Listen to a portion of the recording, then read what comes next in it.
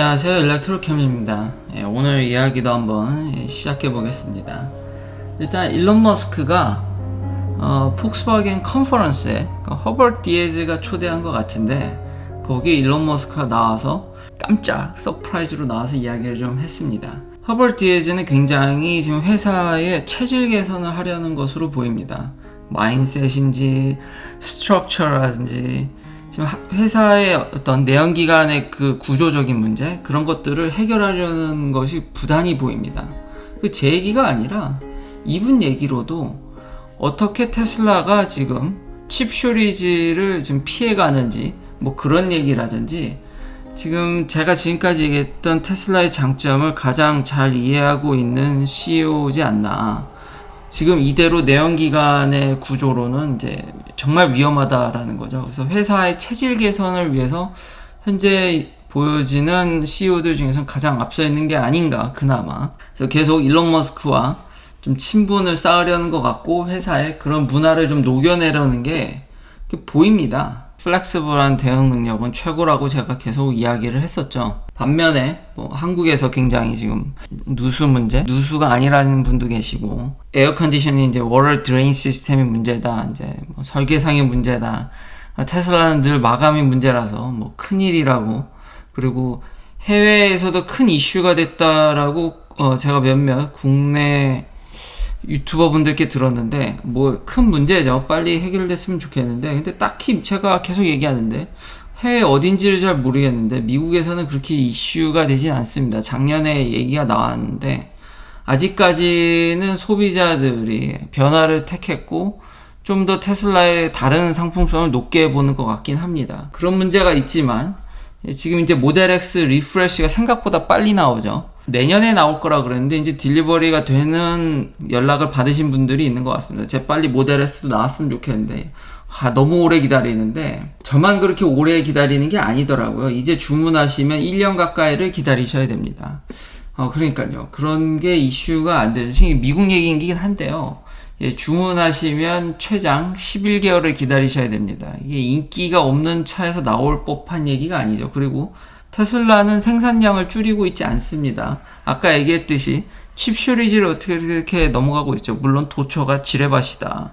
그래도 지금까지는 어떻게 잘 이렇게 해서 생산량을 오히려 늘려가고 있습니다. 근데 지금 주문하시면 무려 11개월이나 걸립니다. 지금 스탠다드 레인지 플러스를 주문하시면은 내년 8월에 받을 확률이 높고요. 원래 그전엔 4월이었는데 롱레인지나 퍼포먼스는 체인지가 안 됐습니다. 근데 스탠다드 레인지가 생각보다 진짜 인기가 많네요. 아무래도 슈퍼차저의 보급이 큰 것 같긴 합니다. 모델 S 역시 이거 좀만 늦었으면 저도 진짜 큰일 날 뻔하긴 합니다. 지금 주문하시면 내년 6월입니다. 그것도 이제 4월, 5월이었는데 이제 미뤄졌고, 모델 X는 지금 이제 딜리버리 막 시작했지만 주문이 정말 폭주하는 것 같긴 합니다. 거의 1년이네요. 거의. 내년 9월에 지금 주문하면 내년 9월에 받는다라는 게. 그리고 모델 Y 역시 내년 줄라이입니다. 7월입니다. 이걸 이렇게까지 기다려서 참 전혀 지금 인기가 없는 모습은 아닙니다. 이거 거의 미쳤다고 이걸 기다려서 참 차를 이러다 보니까 사람들이 변심해서 다른 브랜드로 갈 수 있다라는 게 충분히 이해됩니다. 지금 웨이트 타임이, 이 리드 타임이 너무 길어요. 너무. 거의 다 중고차 여전히 좀 미쳐있죠. 그리고 요즘 새차 판매 단가도 올라가고 있는데, 평균 단가도 올라가고 있는데, 일부 이렇게 9월 달에 중고차 조사를 보면은 가장 빨리 팔리고 소비자들이 찾는 건 테슬라 모델 3입니다. 대부분 근데 여기 리스트에 보면은 SUV라든지 하이브리드라든지 대략적으로 좀 인기 차종들을 좀 대충은 알 수 있는 것 같습니다. 여기 10위 안에 테슬라 모델 X도 있죠. 기아차들도 보입니다. 여튼 인기는 사그러들지 않는다. 지금 엄청나게 인기가 많다. 오버럴리 상품성이 더 좋다고 판단하는 것 같습니다. 자, 그러면 새 차를 얼마만큼 팔고 있냐? 숫자는 거짓말을 하지 않죠. 지금 1월부터 8월까지 총 미국에서 BEV, 배터리가 이제 많이 들어가는 차들을 보면은 단연코 1등이 모델 Y입니다. 36%고, 모델 3가 이제 그 뒤를 잇고 있고요. 모델 S도 좀 팔고 있고, X도 팔고 있지만 여기 밑에 부분 친구들은 좀 다 그렇게 많지는 않죠. 지금 모델 Y 파는 수준에 비하면은. 그리고 그나마 쫓아오는 쉐비 볼트도 이제는 다시 돌아가는 듯이 보이지만 너무 쉰 기간이 많았기 때문에 지금 모델 3와 모델 Y만 합쳐도 63%입니다. 시장 점유율. 아마 70% 전후는 지금 쉐비 볼트가 좀 부진했었기 때문에 70%는 찍지 않을까 충분히. 작년하고 크게 달라지는 건 없죠. 여전히 굉장히 잘 팔리고 있고, 그냥 테슬라가 잘한다만 얘기를 하면 이게 감이 안 옵니다. 타 브랜드를 얘기하면은 왜 이렇게 비교를 하느냐, 이제 아무래도 이제 비교하는 것에 대해서 조금 좀 안 좋은 감정을, 이제 교육적인 면이나 그런 게 좀 있는 것 같지만, 근데 이건 항상 상대적일 수밖에 없습니다.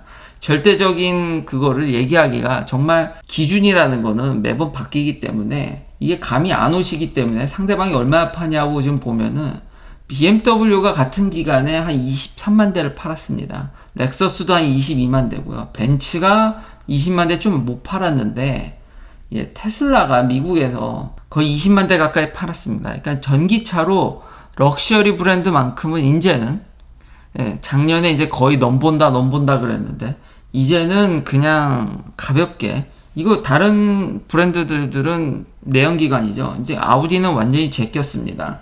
그러니까 아우디보다 더 많이 팔고요. 그리고 테슬라는 업프런트로죠. 전기차는 아직까지 그 배터리 가격 때문에 돈을 더 내야 되죠. 그러니까 평균 대당 가격도 벤츠 못지 않습니다. 벤츠는 심지어 요즘은 뭐 미국의 CLA라든지 더 싼 모델들, 젊은 층들을 끌어들이기 위해서 이 평균 단가들이 내려가고 있죠. 근데 테슬라의 단가는 만만치 않습니다. 거기다 판매 대수는 이제는 벤츠와 비슷하다. 미국 내에서 파는 게 이제 명실상부 무시를 못합니다. 그냥 전기차로 럭셔리의 내연기관만큼은 팔고 있다. 그리고 이제 그런 슈퍼차저의 보급도 제가 얘기를 했었죠. 이제 스탠다드 레인지가 잘 팔리는 게 이게 좀 영향이 있지 않나. 근데 이제 신기한 소식은 아마도 스타링크를 이제 모든 슈퍼차저에 다 깔 것 같긴 한데, 슈퍼차저에서 와이파이가 되도록 하겠답니다. 일론 머스크가 트윗으로 밝혔는데, 누가 이제 질문을 한 거죠. 모든 슈퍼차저에 좀 와이파이 좀, 이게 건물하고 좀 가까우면 되기도 하는데 안 되는 경우도 있죠. 아마도 제 생각엔 스페이스X의 스타링크를 슈퍼차저에 다 깔지 않을까라는 생각이 듭니다. 점점점 이제 슈퍼차저의 이제 편의성도 좋아지는 거죠. 또 스페이스X를 얘기했으니까 이게 언젠가 상장되긴 할 텐데, 근데 스타링크만 따로 떼어내서 근시일 내는 그럴 확률이 높고요. 여기 보면은 스페이스X 내부를 좀 퍼실리티를 공개해주면 안 되겠냐. 근데 제가 누누이 얘기했듯이 정부 입김이 굉장히 크기 때문에요. 물론 일부 미국에서 군수회사들 상장되어 있습니다. 근데 그거는 이제 민간 파트가 커져서 전에도 얘기했었죠. 그러면 이제 상장이 가능한데, 그런 쪽에 이제 캐시플로우가 커지고 이러면은 충분히 그게 가능하지만, 아직까지 정부가 큰 손인 경우에는 쉽지 않습니다. 언젠간 되지만 근시일 내에는 오지 않는다라는 거죠. 쉽지 않다. 아마 스타링크나 민간 사업 부분이 좀 더 제대로 돌면은 일단 그걸 따로 떼어낸다든지, 그 파트가 커지지 않으면, 이게 국가 기밀이기 때문에 그 로켓이나 이런 거는 진짜 웨포나이즈 될 수 있기 때문에 정부의 제재가 있다라는 걸 다시 한번 일론 머스크 트윗으로 확인할 수 있었고요. 자, 이제 경쟁사 이야기로, 이 웨이모입니다.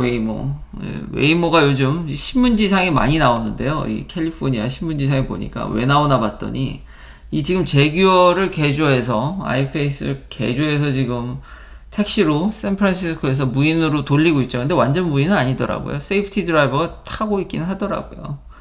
근데 지금 일부 동네에서 자꾸 밤에 와가지고 사람들이 깬다라는 거죠. 그 윙 하는 소리.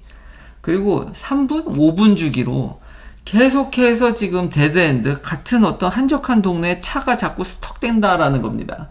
이게 주행을 하다가 저기 가서 계속 낀다라는 거죠. 그것뿐만이 아니라 이제 한두 대가 아니라 지금 프로그램상에 문제가 있는 것 같은데, 자꾸 그 데드엔드에 여러 대 플래시 와가지고 아예 거기 정차했다가 이제 차를 돌리는 기현상이 지금 보여지고 있는데, 역시 쉽지 않습니다.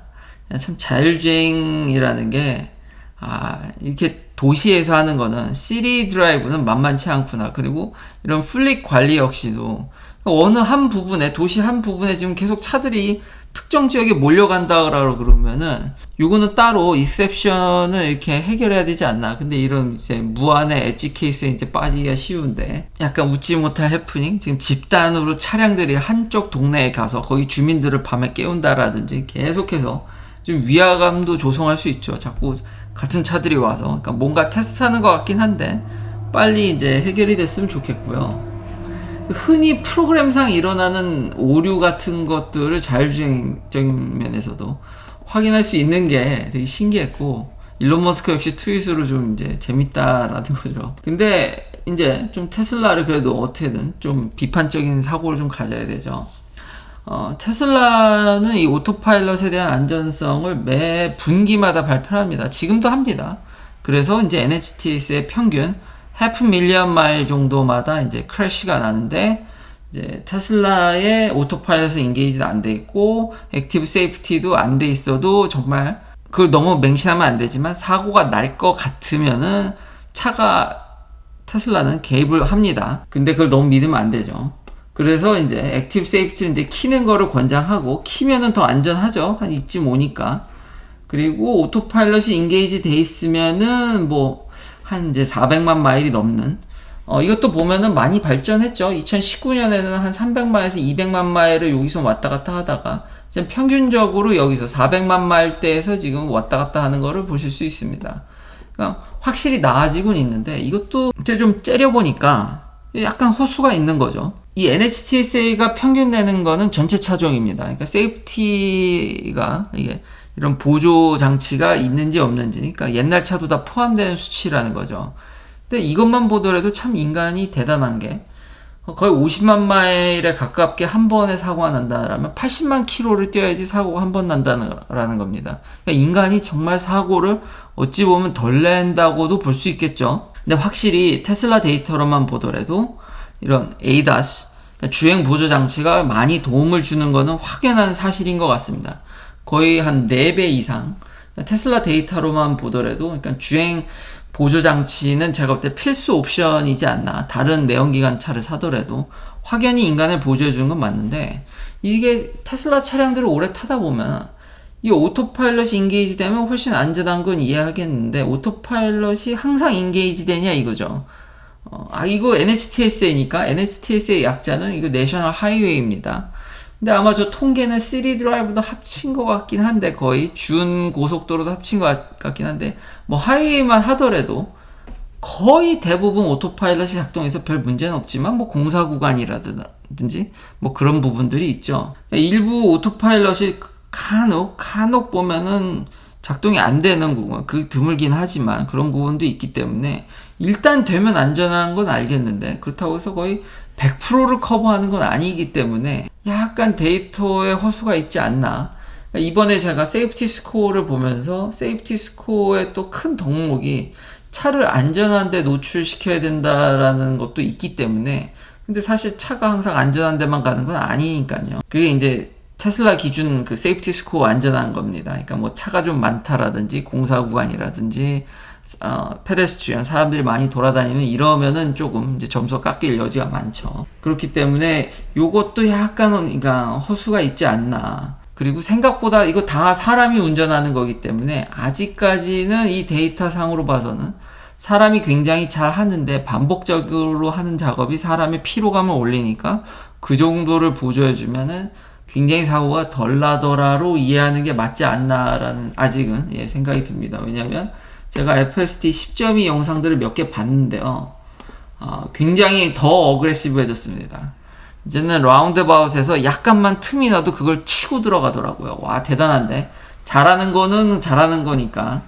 저는 늘 이렇게 경각심을 일으키기 위해서 안 되는 걸 보는데, 이 사거리에서 멀쩡히 지금 차들도 없죠.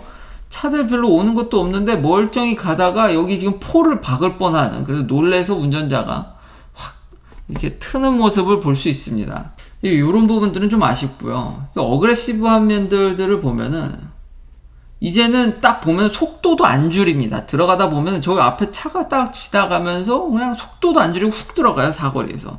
이분 아주 단골로 저렇게 양쪽으로 고속으로 주행하는, 여기서 계속 한 군데서 테스트해서 나아지는지 안 나아지는지를 볼 수 있지만, 세컨드 트라이얼에서는 차들이 좀 오다 보니까 요걸 빈 걸, 그러니까 이걸 요 사이를 파고들려고 하다 보니까 놀래서 디스인게이지먼트 이러는데, 이거 내버려둬도 이거는 들어가지 않았을까 싶긴 한데, 여튼 그 정도로 굉장히 어그레시브하게 이제는 틈만 나면 파고든다라는 거죠. 어찌 보면 진보한 것 같긴 한데, 아까 그런 폴을 박는다라든지 그런 부분들은 좀 아직도 개선의 여지는 필요한 것으로 보입니다. 근데 계속 뭐 업데이트를 할 거니까요. 데이터가 계속 쌓이면 확실히 더 어그레시브해졌고, 근데 너무 공격적으로 판단하는 게 아닌가, 이제는 살살살살 조금씩 우려도 생기긴 합니다. 근데 뭐 그렇다고 해서 아직 뭐 대안이 있진 않아 보인다. 웨이모도 저기 어딘 구석탱이에 가서 열심히 차들이 파일업 된다, 이렇게 막 쌓인다, 이런 플릿 관리에 있어서도 좀 다들 갈 길이 바쁜 것 같습니다. 긴 영상 시청해 주셔서 감사합니다. 내일도 테슬라 관련 이야기들로 찾아뵙겠습니다.